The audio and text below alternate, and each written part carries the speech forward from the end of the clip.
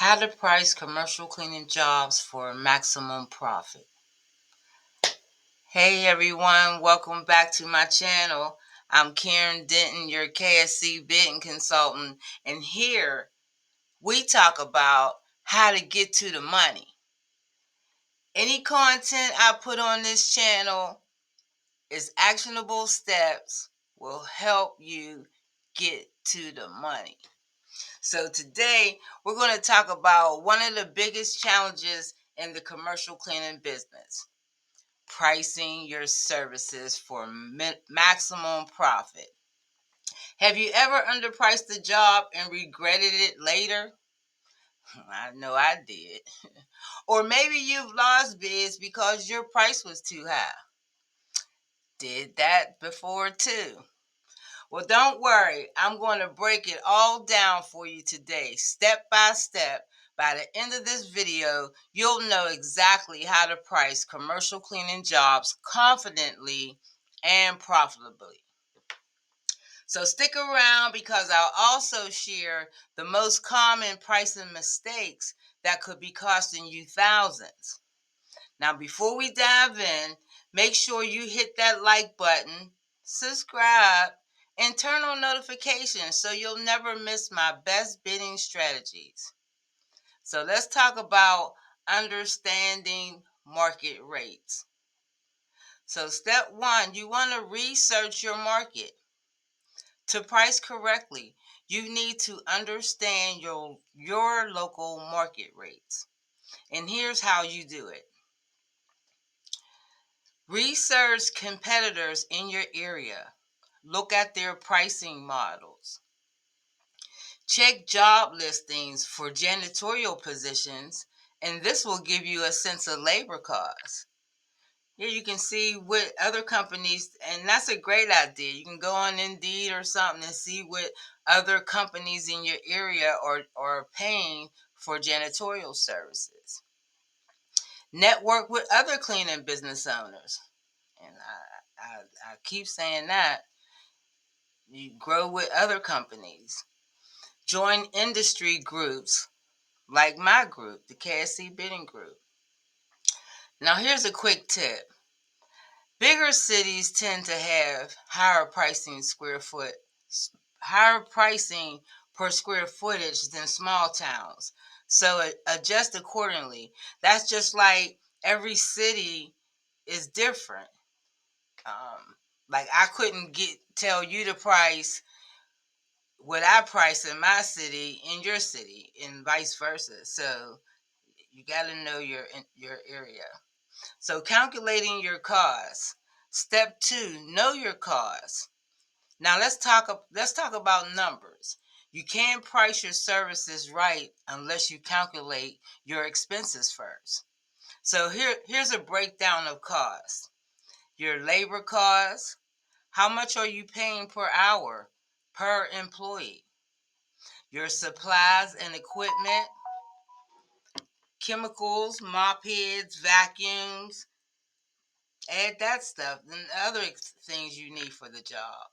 Your overhead, which would include your insurance, your rent, admin costs, your gas, and marketing. And I'm going to tell you, you'll learn about that gas because my gas used to be like $400 a month, going from site to site to site to site. And that too was as a franchise. I used to drive almost like 100 miles uh, um, a week or a day in that car. So you want to really count your gas. Then you want to have a profit margin. Aim for at least a 20 or 30% margin. Okay, so for example, let's say you have a 10,000 square foot office cleaning job. Your labor, you pay your people $15 an hour. You need 3 people. You estimate they'll be there for 5 hours. So that would come to $225. And then say you gave $30 for your supplies, $50 for your overhead. Then the total cost would be $305. Now add 30% profit, your final price would be $397. And so here's a pro tip too. Always add a buffer to cover any unexpected costs. You need to always add a buffer and never bid just for one. Always at least two people, because if it only takes one person to clean it, you don't charge for one person because the company got to make some money. So always two people. And if you that one person, when you go to give it away, you still make your same income. So just make sure you always add at least two people. Okay, there are three ways to price your commercial cleaning jobs. One, you can go by square footage pricing. And I want to say, like, square footage doesn't always, like, you price on square footage alone and don't count for the scope of work, you can underbid like that. Sometimes you gotta price based on the scope of work, not the square footage. So here's an example of how you can price per square footage. You can do 10 cents per square foot for general office cleaning. Hourly rate pricing, for example, and I went over this before. You can pay, say, $40 an hour per cleaner. If it's a 1 hour job, you pay $40, and it's like a flat rate. I mean, well, it's an hourly rate.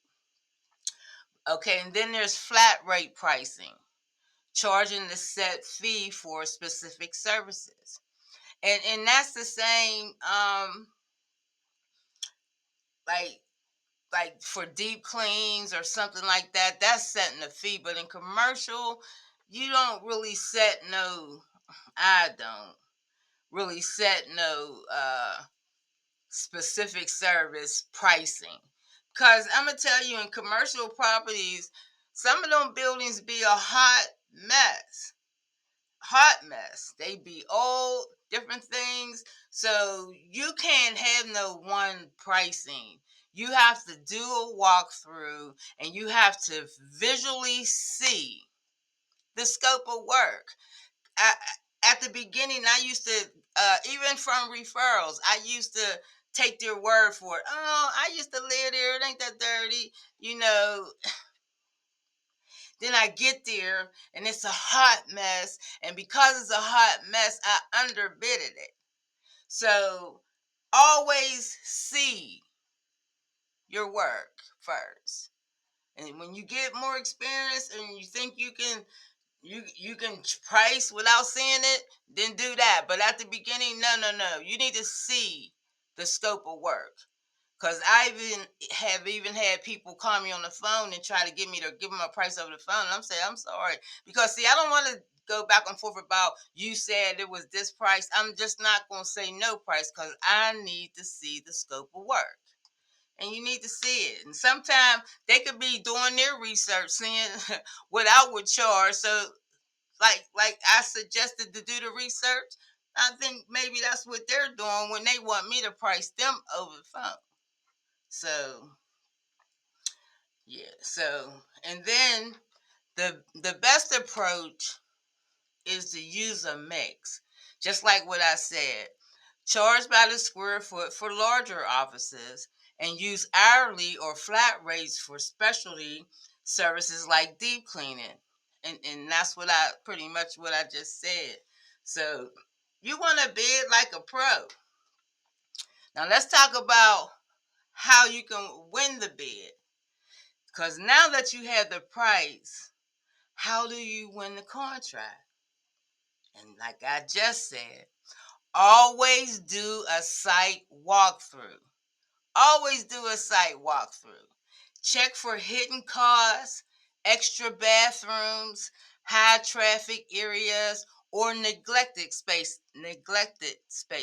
And that's when I said you be on a walkthrough and You see a dirty spot and you ask the potential client, did you want us to clean that? And they say no. And when they say no, like I said, if you see a dirty area and the client does not want you to put that in the scope of work, that is an indicator that you need to do a deep clean. Because listen to this. How you going to look efficient and look like you're there if you spotted a dirty spot area? It's not going to look good as a cleaning company. So to avoid that, because when you do a deep clean, you get everywhere. So, and then that's some additional revenue for you before you start. Because this way, and you should always want to do a deep clean before you start a new account, because you need to get it to your standard, and then your team can maintain it, or you can maintain it. Because if you try to do what you charge them for that service and it's dirty where it really should have had a deep clean, do you not know how that becomes an underbid? Because that means you in there, because listen to this. I learned this from the franchise. The longer you in the building, the lower you make your pay rate. The lower you make your pay rate. And I give you an example of my experience. I had this company. They had 5 floors. I was supposed to do 1 and 5 on this day, 2 and 3 on this day, like that. So, when you're cleaning offices, you can tell you're messy Marvins. You can tell the people who's real neat and who really take care of their desks and stuff, because our job was to clean the desk. So on this particular day, on this floor, I decided, I said, oh, shoot, because we got to go on there and get trash anyway. So I'm like, oh, shoot, let me just wipe this desk because it's always so neat. Let me just wipe this desk. Do you not know I got a complaint? Because it wasn't that floor's day for us to wipe the desk. So I got a complaint for doing extra stuff. And that's why I always tell people, don't do extra stuff. Do what they paying for on the days they say, and do the scope of work. And so then I found, by me doing that on that day that wasn't their scheduled day, I lowered my pay rate, because just doing that desk, or say I did a few desks or whatever time it took me to do that desk, I had lowered my pay rate. So just think about that. But always do a walkthrough.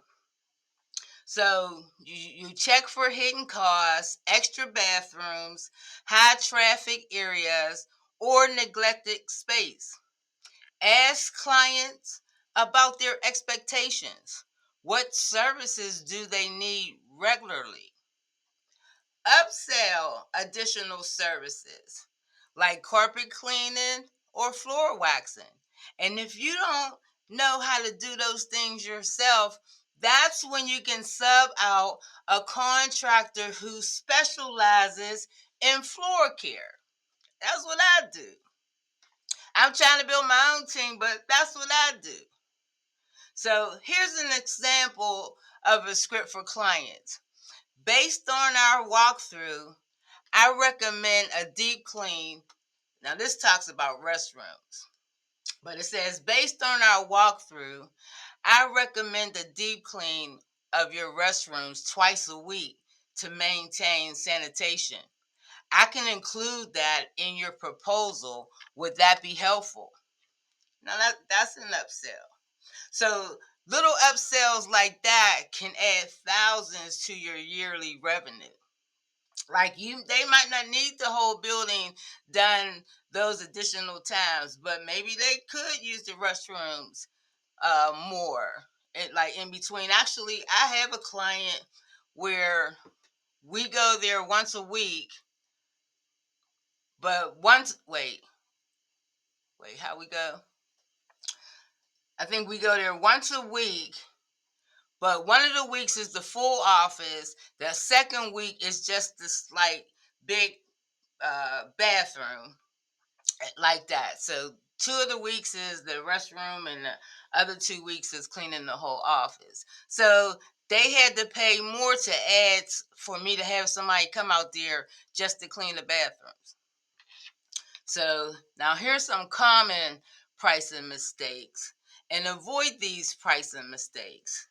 And number one is underpricing just to win. You have to charge your value. If you start off doing that, you don't know what your value is. But if you know you want to go in there and do a good job, price your value. Now, this is the biggest trap. If you're too cheap, you'll work harder for less money just to prove to the people.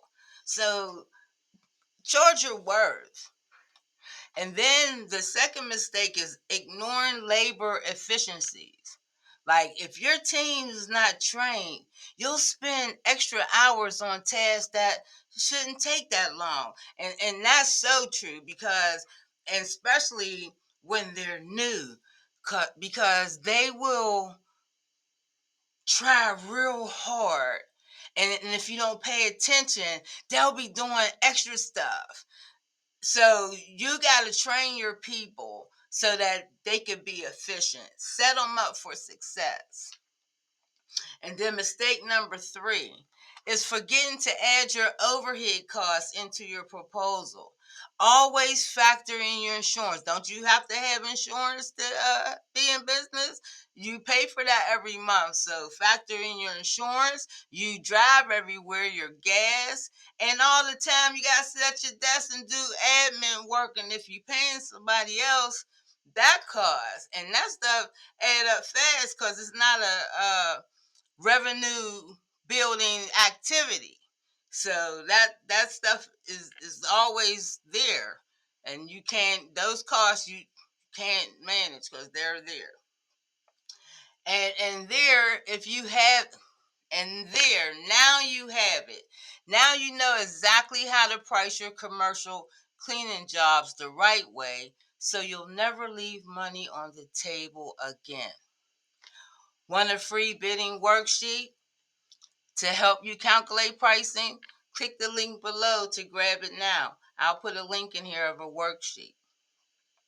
Join my KSC bidding group for even more expert bidding strategies.